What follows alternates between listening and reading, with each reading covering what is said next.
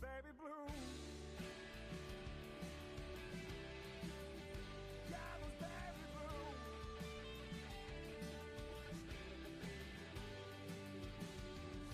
A broken man without a path. A vagrant aimless without a mouth. Took 2 long breaths and just one more. Till my lungs couldn't hold another. For you and me.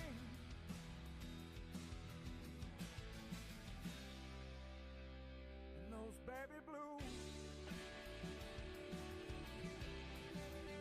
God was baby blue.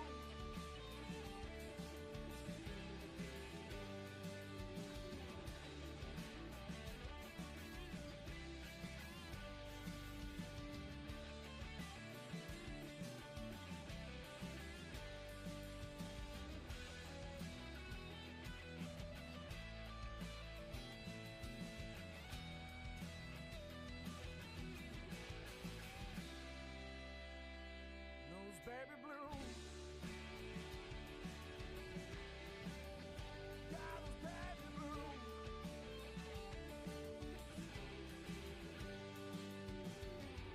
A broken man without a path. A vagrant aimless without a mouth. Some kisses your cheek and then grazes your neck. Makes my lips so damn jealous. For you and me.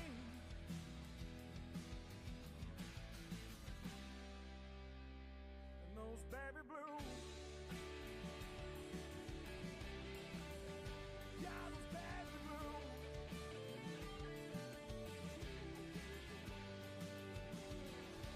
Take my picture with you when you go out west. Those baby blues.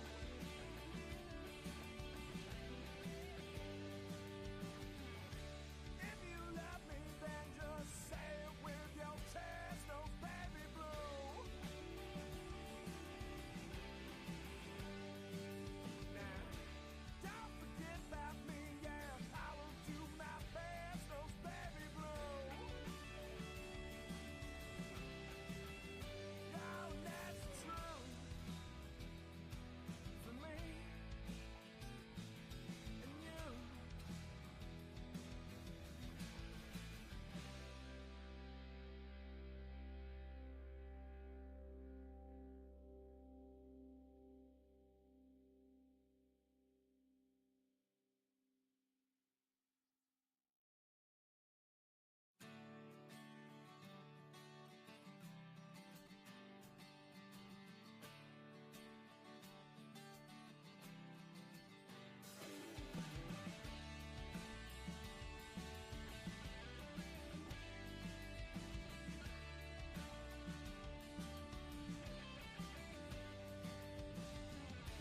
Take my picture with you when you go out west. If you love me, then just say it with your chest. But don't forget about me, yeah. I will do my best, and that's true for me.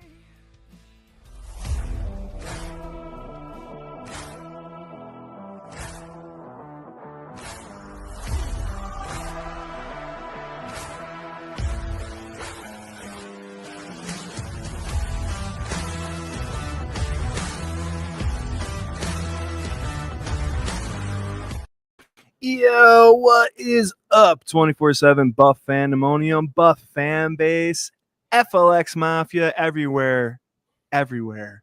Bills Mafia. It is 7:04 p.m. It is Thursday night, and that can only mean one thing. It's time for Sunday Sessions, the official pregame show of the Bills Mafia and the Buff fan base. I'm your host, Swank, and right over here next to me, that's my boy. Oh my God, you guys. If you have ever listened to content, throw it out the window. It's in the garbage. This man's voice is like sitting next to a babbling brook, just calming you to Calming, sleep. soothing waters. Just these soothing waters of information and takes just washing over you while you're like, well, I am just so much more turned on and B, more knowledgeable about the Buffalo Bills. Hey, I like it. I dig Listen, it. my I dude. can check off both boxes, then that's my goal all the time. It's my And guy it works Ryan every Thomas time. from the Thomas Take Sports Podcast. What's up, RT? It works 25% of the time, every time. No, more than that. More than that. That was Paul Rudd Anchorman quote. 80%, I think. 80%. Yeah. What did I say? 25? Yeah. 80%. 80%. What's Yes, going on, RT? man, life is good. Bills are back in the win column from last week. Let's hope it stays that way. Really excited for tonight's show and ready to talk shop, talk some football, some Bills football against these Houston Texans. Yes, sir. Before we get started, as I said, we are part of the Buff Fan Base Network. We are super proud to be. All of our shows, every show. We're also sponsored by 26 Shirts. Go to 26shirts.com. See what Del Reed and the gang got cooking up over there in the kitchen. Help a Western New York family in need. Look fly. $2.3 million and counting. How amazing to be part of something so great. Go to 26shirts.com. Guys, if you're new to Sunday sessions, and please get in the comments. I see people starting to trickle in here and share the show around. Like I said, we're getting our takes. We're getting that inactive list. That's why we like doing the show. It just dropped. It's right here. Why don't I just put it up while I'm sitting here talking? You know what I mean? There we go. Fire away. There it is. I'll read off the inactives. We love this chart. It's from Buffalo Bills PR on X because not only do they give you the inactives, they give you the full 53-man, everybody who's playing today. Right off the get, I'll read it, and I'll throw it to you, RT. Inactive. Sure. The first number on this inactive list, number 0, Keon Coleman for the second week in a row, healthy scratch. We got Curtis Samuel, which we knew about. Jamarcus Ingram, newer name on the list, I guess, but not active today. Fedarian Mathis, which we suspected. Chase Lunt, who is a usual suspect, and Dalton Kincaid, who we already knew was going to be out. I'm going to throw it right to you, RT. Come on, give me that Keon take. What are we doing? What's it mean? What do you think about it? It looks like only 5 active wide receivers today, by the way. Yeah, 5 active. I believe it's the same 5 active outside of Curtis Samuel, I should say, that was active last week. Like the 5 that are active, it's 5 that are active today. Last week, it was those 5 and Curtis Samuel. I could be wrong, but I think I might be right. Was Elijah active last week? I thought maybe not. Maybe that was the one that they swapped.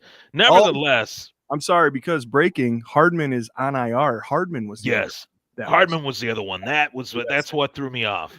Yep. But my point in this is that there's 5 guys active for this game that for whatever reason we could speculate until we're blue in the face. Any one of us could speculate. We're not inside those walls. The reporters are very good at their jobs. They really are. I'm not taking anything away from them, in terms of what they're able to do week to week and cover this team. But we don't know what's going on inside those walls. The only thing we do know is what we've been shown. And what was shown to me, my opinion has kind of evolved over the course of the last 4 days. So last week I was on the show, Sunday sessions, of course, with you, Swank, and Scott. And last week it was Scott, but, you both are, two of my bros. And we're talking even off the air about the whole Keon thing. Yep. And my opinions changed a lot. Like originally I was in he's not doing much for us. He's inactive. Like that could be why. Then we get the more, kind of tea leaf news that it was because he missed a meeting. Then I see the game of the Bills and Bucks and the offense moving the chains, putting up over 40, 44 points. And then I see the videos of Keon Coleman, kind of dancing and celebrating a little bit on the sideline before the game while wearing street clothes. It just didn't look good. It rubbed me the wrong way. Maybe I'm old school, but with everything that is being thrown around about Keon Coleman right now in terms of him, needing to grow up, and those are the words that Deion Dawkins said in his post-game presser, and seeing that, and then, they go into this game 4 days later and they say, you know what, quick turnaround here. We like what we saw from the other guys. You didn't do anything. You weren't a part of that because we scratched you because you missed a meeting. You're not going to be a part of it again. That is really concerning to me. Like I have a whole new like level of concern, and my concern is now much, much higher for the Keon Coleman saga in Buffalo. I feel like it's a little bit of deja vu all over again, in the words of Yogi Berra, with Kyer Elam. The similar situation that happened with Kyer Elam. They drafted him to be X, Y, and Z. He wasn't any of those things. And he started to become inactive, didn't play a lot, and before you knew it, he was gone. To be honest with you, I hope I'm wrong on this. I really do. Like, I don't want to be right, and I don't want to say that, you know, Keon Coleman's a bad person or anything like that. But in terms of teammate, in terms of professional, in terms of NFL future, in terms of the NFL not standing cliche, not for long. Yeah. All those things matter right now. And Keon Coleman is on the outside looking in right now. And these 5 guys, Josh Palmer, Khalil Shakir, Gabe Davis, Shavers, and Elijah Moore, Sean McDermott, Brandon Beane, Josh Allen, he trusts those 5 guys more than Keon Coleman. So there's 5 guys that are trusted more than the guy that they picked in the second round of last year's draft. That's really, really concerning for Keon's future. And that's kind of the picture that I would paint right now. I think everybody's concerned for what's next, and for what was next from last week to this week. 4 days later, 2 games, he was inactive in both of them. So I think the writing's on the wall that he might not be a Buffalo Bill much longer after this season. I can't believe I'm saying that, but it's not looking good. I was talking with the boys on Tuesday. You can catch myself, Scooter Magooter, who's usually here but couldn't make it tonight, and Jerry on Tuesday nights for the K-Gun Report at 8:30. I literally said to these guys and posed it to the panel, if this had happened a week before when the trade deadline was coming, I don't think he would be a Buffalo Bill. I think they would have traded him. And I think it probably would have been warranted, and they just would have got whatever they could get for him. I like the comparison to Kyer.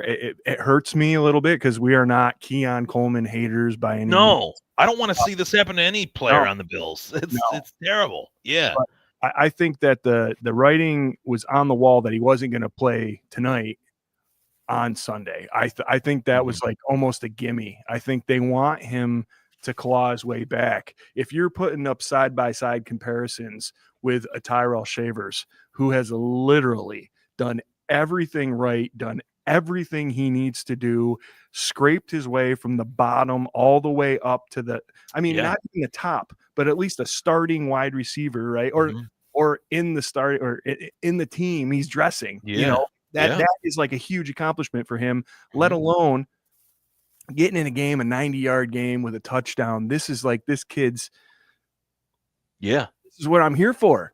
And then I love in McDermott's presser, he's like, he did that, and then he turned right around and he's in special teams. Like, he caught that ball and then he's on kickoff, and he's not complaining. He's not doing anything, you know? So for me, it's like, it's almost like a lack of maturity. It's almost like, okay, if you're young and you're this guy and everybody kind of touted you, you know, you're a high second round pick, and you come in there and maybe you don't quite have your wild oats sowed yet, you know, maybe you're a little bit of a immature kind of kid. Fine. We already went through that with him. Now it's like, you're a vet. You're expected to be more every single year, just like Josh Allen was. Like, don't get me wrong, we live in an era, part of a very small part of the Josh Allen era, whether people want to admit this or not, very small part of that era was the fact that he was in a 3-man quarterback competition as a rookie, and Nathan Peterman was named the week 1 starter. Yeah, that happened, right? Yeah. That actually happened, and they felt like he wasn't quite ready yet. That was the gist of that. So everything is earned in this league. There's nothing that's given. You're given an opportunity, whether you're drafted in the first round or whether you're an undrafted free agent. What matters is what you do with it. For every Ryan Leaf, there's a Kurt Warner. Yeah. That's the way I would look at it, and Ryan Leaf, I talked about this on my show. It's not like Ryan Leaf was a bad player. He was picked second overall. Yeah. But what he did with his opportunity was what made him a bust. Yes. What Jamarcus Russell did with his opportunity was what made him a bust. Yeah. That's the difference. It's not a lack of talent. Like I don't want to get that. Has the production been there? No, it hasn't. But it's not a lack of talent that is putting him in this position. It's what he's doing off the field that's putting him in this spot. And that's what I'd urge to Bills fans to understand. Well, I think it's kind of like what we were just talking about off the air, right? It's about your drive. It's about what are you willing to sacrifice? What are you reaching for? Mm-hmm. And what are you willing to give up to be there? Like I am not a morning person, but if I had to get up in the morning to do this, if I had to get up in the morning for a show, if I have to get up in the morning for practice, if anything that I like am passionate about, care about, that I'm not making millions and millions of dollars doing, by the way, if the passionate thing that is burning me like calls for that, I am going to be there. Yeah. And if I show up to a show load in late and they're like, hey man, don't do that. Like you get bitched out, you screw everything up, you push everybody back late, never do it again. You never would. Yeah. You're early from then on because you don't want to be that guy. This is that kind of thing. And the one coach you don't want to do this with is Sean McDermott, because he's not going to, like, I think he literally gave him as much slack as he possibly could before he did this. Like, I think it was probably killing him last year when it happened. Yeah. I think he's exhausted, actually. Like, I've gotten the sense, I've had the sense that he's exhausted with the work ethic or accountability. And maybe that's the wrestler's mindset, which Sean McDermott was. And I've talked to you about this, like, as a wrestler, and I'm about to get into wrestling coaching. Like if coaching, you have to preach accountability all the time. It's constant. It's a part of the social dynamic. It's a part of the locker room dynamic. It's a part of the practice. It's a part of the tournaments, the games, whatever you want to call it, whatever sport it may be. It's the same play. It's the same thing in a workplace. Like if you were a boss and you were in charge of other people, you'd want everybody to be lockstep in everything that you are preaching, everything you're trying to implement. And if one person isn't, if one person out of even 53 players in the National Football League on this team, if one player isn't, it's one hole in the boat that could cause it to sink. And that is what makes Sean McDermott, I think, one of the better head coaches in the league. And that's why he gets so much credit for the turnaround that was his turnaround of the Buffalo Bills. Without that mindset, they would not be in the position that they're in right now. And a lot of people, a lot of fans can say, oh, man, they haven't been in a Super Bowl yet. Josh doesn't have a ring. All that stuff is another conversation. Sure. This is this conversation. This is accountability, being a pro, being a teammate, and being a leader. And right now, Keon. Yeah, I did that all week last. Yes, subliminal, because it's so subliminal. It's almost like history repeating itself. I hate to say it, but Keon is not any of those things right now, and that's why he's in the position that he's in. And I hope to see it turn around. I would like to see it turn around. No one wants this, but it's the situation at hand. 100%. I think the whole culture thing gets thrown around a lot. Some content creators make fun of it, like, oh yeah, the culture. Like, if you look what has been cultivated here, the fact that these players that not only have left want to come back, you got big name free agents that want to play here. This is a serious thing. Like, and if you cultivated all this and you breed a certain set of rules and set of ethics and a culture, and then you let this kid dress after being late for a game, you've just undone 8 years worth of work. A lot of time. It won't be every guy on that team, but there'll be a handful of guys that are like, oh, what the hell? Okay, I guess it's not. As soon as that expectation's gone, you're going to get more. And you can't have that, especially on a national football team. You can't have it at this point of the season. You can't have it with this roster. I mean, with this quarterback. Yeah. You got to have 100% all the time. So we'll get off it. I know it's been 20 minutes on Keon now, but it's a big thing, man. It's a huge deal. Yeah. You're looking at literally your ex that was supposed to be the guy. And as soon as Josh Palmer came back, I mean, I think we all knew that he was going to get booted and moved over across the hall. Yes.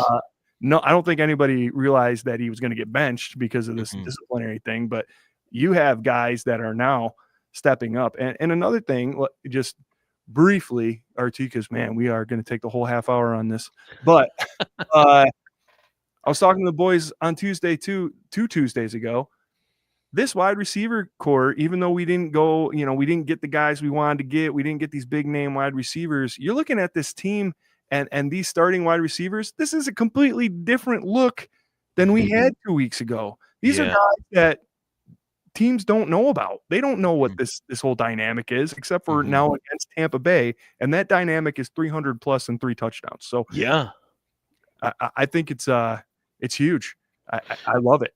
Yeah, I do too, and I like that it's a little bit of us against the world. They don't have a wide receiver one. They don't. There is no wide receiver one. There hasn't been a wide receiver one. The guy that they thought could be didn't pan out yet, right? So iron sharpens iron. They got the best quarterback in the world, one of the best running backs in the world, and a fan base behind them unlike any other. So let's see what that does.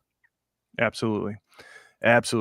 All right, guys. Let's move on real quick. It's 7:20 again. We're part of the Buff fan base. We're gonna hit it at a hot 7:30 because I got a dinner upstairs waiting for me. But me too. Let's go real quick. Can you give me a hot minute on what you think this offense needs to do tonight against the Houston Texans in prime time down in Texas to get her done? Well, when James cooks, everybody eats. I'll put up a homer tag right here by my boy Jared Reed. Okay, all right. Great minds think alike. So the run game opens up the pass. What's the best way to attack a defense, especially one that's a little bit overzealous towards getting to the quarterback? Say we're going to take the quarterback out of the game that we have, even though he's the MVP. We got like a co-MVP situation here this year with James Cook and the level that he's playing at right now. Josh Allen, pitch, toss, counter, James Cook all day long early in this game to set the tone and to wear down this very aggressive Houston Texans defense. Use that aggressiveness against the Texans, force them to stop the run, to open up the pass. The run game does open up the pass, despite what the analytic people say. The run game does open up the pass, and the pass can open up the run game. You can use the players in the run game in the passing game as well. James Cook, they did that a little bit. They did that a lot with Ty Johnson last week. I want to see more of that. I want to see small plays for Yak. That's what I want to see this offense continue to implement, and a little bit of Khalil Shakir would fall in that too. Cook, Johnson, Shakir. I like it. The thing that I went through with this offense on Tuesday, balance, that word that everybody hates to say.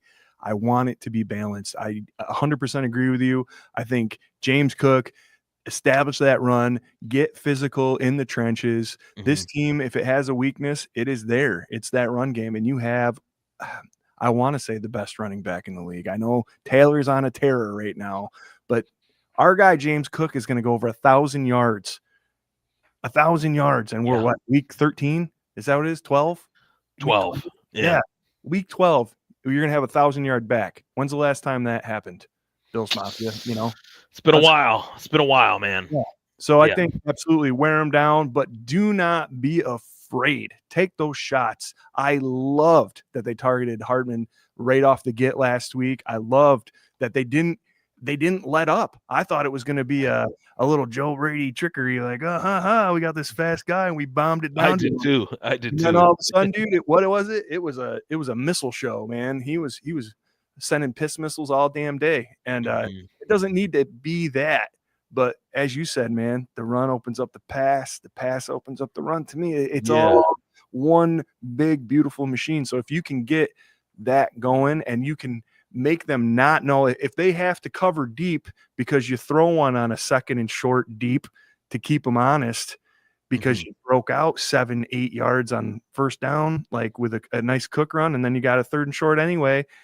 What are they going to? They either got to cheat up or forces them to have to choose a lot too, and that's when the Bills are successful, when they force the opposing defense to choose who to cover or choose how many men in the box, how many men out in coverage. I really am excited to see the 5 wide receivers and the 4 running backs, Reggie Gilliam included, running back, fullback, tight end, Reggie Gilliam, the jack of all trades, get in there and let that be the tone setter early in this game. First possession, if Buffalo receives the ball first, if they lose the toss and Texans defer, I want to see the Bills run it down the Texans' throats in the first drive. Oh yeah. Yeah. 100%. What do you think, other side, our defense against this somewhat depleted Houston Texan offense? It seems like, to me, if you're taking Nico out, you got her. Yeah, I would agree with that. Nico Collins is, like, I would say, one of the more underrated wide receivers, under 26, 27, maybe even younger than that, to be honest with you. But Davis Mills is in there tonight. I think that's a huge advantage for the Bills. He's not going to extend many plays. He's not known as like a mobility threat, which the Bills have played a lot of those. Even Baker Mayfield's got a little bit of shake and bake. You know what I did there? Shake and bake in his game. Shake and bacon. But yeah, the fact that he'll be kind of a stationary Bledsoe-esque pocket passer guy is good for the Bills, because I think this is an opportunity for the Bills defense in particular to kind of get right, set that edge, man. When the rushing offense of the opposing team tries to run those toss plays that we run really well, they run them better against us than we do against the opponent, and that's got to flip. That's got to change. Set the edge. Linebackers, Matt Milano, Dorian Williams, Bernard, all of them, be on your P's and Q's. Like, that's the play that really has burned the Bills, and not with guys that you'd think, not with, the elite of the elite running backs. It wasn't Bucky Irving who was running all those yards last week. It was even White. It was Sean Tucker, third stringer. I couldn't believe that. That was really frustrating for me. I made the post that they're making every running back look like Barry Sanders every week. It's got to stop. This has got to be the night, Thursday night. A lot of eyeballs on these Thursday night games now, more than ever, with Amazon Prime. So, yeah, it's got to stop. I literally just knocked my contact out of my eye. I saw that. I'm like, are you all right, man? Are you good? I'm good, dude. That's all good. No, I 100% agree, man. I was saying on Tuesday, same deal. I don't care if for the whole first series you sell out to the run and let our amazing secondary, our top 3 in the league secondary, man, go ahead. Yes, please. Sell out to the run. Please, and God. They yes. cannot do what they did to you all the first 2/3 of the season. Let's go shut it down. If you do that, you make that stand, and I cannot believe for a second that McDermott is not in that room being like, we need to stop the fucking run. Like, we need to do this right now. So, I would be fine with it. I want Mad Max to get a couple more snaps. Sure. Than Trey, and it's starting to kind of get that way. But between him, Benford, amazing breakout season by Cole Bishop, and Poyer, old man Poyer, who's coming in on a terror. You got those 4 dudes back there. Everybody else, go ahead. Sell out to the run. Stop it. Like, just stop it. And it seems like it's when they go out wide usually. When they do those stretch runs, the tosses, that's when you see the size disadvantage. We're a little light in the loafers as a defense in the second and third level. That's gotta use that thump. Use that thump. Yeah, and that's something that Scooter always talks about too. The size of our linebacking core, they're more athletic. Even the D linemen minus Walker, but like, D linemen are a little more athletic than bulky. So definitely something that I think is going to have to be addressed in the offseason this year. Regardless. Yes. All right, guys. It's 7:29. We got to go. Woo! Go ahead, RT. What do you got for an X Factor and a score prediction? Give it both to us. Yeah, so X Factor, I'm going to go Khalil Shakir. The Houston Texans have a inactive list out as well. Their slot corner is out. The slot corner that's in is a name that it keeps falling out of my head, and I apologize. But basically, we don't need to know his name. because he's really bad. He's really bad. He's so bad. That's why we don't know his name. He's so bad that Isaiah McKenzie put up a career day against him the last time these two teams played against each other. So I'm thinking that Khalil Shakir, he's got a lot of motivation. He's a new father, a new dad. He's a mensch for his guy, Josh Allen. I think Khalil Shakir is going to have 8 catches today, 100 yards, and a touchdown. It's also going to help me in that pesky K-Gun Fantasy Football League. Shout out to Corey Blaine, knocked me down a notch in the lost column. But he learned from he's about to get me this week too. So he learned from the best though. It's you and I. So. Yeah, that's right. What do you got for a score? Score prediction as well: 34-17. Buffalo on a win streak, heading into a nice Zen-like break. Oh, an 8-3 with only a half a game behind the old Patriots. I love that. Patriots turning around, looking around their shoulder. Here comes Josh Allen. Here he is. He's been here before. What's happening? For me, ladies and gentlemen, my X factor tonight, I'm going to go with that DN play, and I'm going to pick a guy who I think needs to start having more of these games like we've paid him for, and I'm going with Groot. I love Greg. Oh, okay. And I think he's going to be a big part of that setting the edge, hitting that run game up. I also think I want to see my guy get at least a sack tonight. Can we do that? Let's get him in there and stomp out this lame rushing attack, which it seems like even if you have a lame rushing attack, we will make you look like Barry Sanders. That is something that we've been doing this season. Let's shut that down right now. Oh, it's awful. It's been rough. Yeah, dude, it's been rough. But yeah, it's my guy, Groot. And score prediction wise, man, I'm going to go a humble 28-13. Let's just right the ship and have a nice overall game. And I want to see Joshy sitting. I want to see him sit in the last half of the fourth. Get Mitchie Tribbs in there. Let's go. Yeah. Yep. I like it. Yep. Corey says Bishop pick 6. Jamie says gonna go eat. Gonna be a great night. Hell yeah. I got to throw this one video up here. Our guy, Corey. It's a minute long. I'm a little late. Here we go. 33. And a 3-man rush from the Bucks. Allen buys time. He's going to toss it downfield. Jesus Christ. We're going to need some more of that today. What's up, Bills Mafia? What's up, 24/7? I'm rewatching the game right now. That play happened to come up, so I decided why not do the Spaghetti-O video now. Last week it worked, so why not bring it back, right? We smacked cheeks last week. Kind of like Corey's doing in the 24/7 fantasy football. We're taking everybody the rest of the season. As long as we can keep playing like this, stay healthy, the offense keeps going, get a couple guys back there, I think we're finally starting to click. So, power to the O's. I'm going to say today the Bills are going to win 40-10. Defense is going to go off. Offense is going to go off. I'm calling it now. Cole Bishop, pick 6. Cheers. There he goes. Look at him, folks. There he goes. All meatballs. Go Bills. All right, Corey. See, now he was texting me during our matchup. He's like, I think you're going to come back. I think you're going to come. So don't let this confident, I think champ he plays swag like that though too, where he's like, yeah, dude, you're probably going to come back. That's why I'm like, he's going to beat me. He's going to beat my ass. Yeah, it's almost like he's got this reverse psychology, press conference trash talk going on. It's like, I'm not falling for that, man.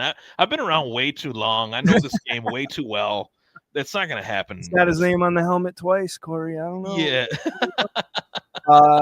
Jamie says, is that a big hat? No, actually, I wanted to tell everybody that is actually a regular size hat. Corey's just got a really, really tiny head. So please, thoughts and prayers to Corey for his tiny head. And the all balls thing, I'll just leave it there. Anyway, guys, here we are, 718 of you. Thanks for tuning in to the official pregame show of the Buff Fan Base Network. This is Sunday Sessions. I am Swank. That over there is RT. He's going to hit you with a final thought and where to find him. I'm going to do the same, and then we're going to get out of here and go eat some food and watch the game. So thank you so much for chiming in and tuning in. And RT, hit us with your final thought. Final thought, of course, we got a lot of football left here. I know that we've had some moments. It was like 2 out of the last 3 weeks we lost, or 3 out of the last 5. If you look at it from the broad, perspective of the season, but a lot of football is left to be played. We're not that far out of it. We win some games. The Patriots lose one. We beat the Patriots.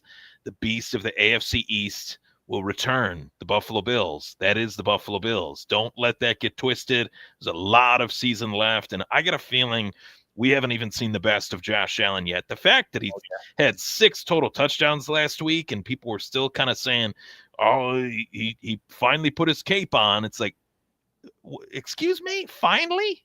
Like, he hasn't had a great year this year already.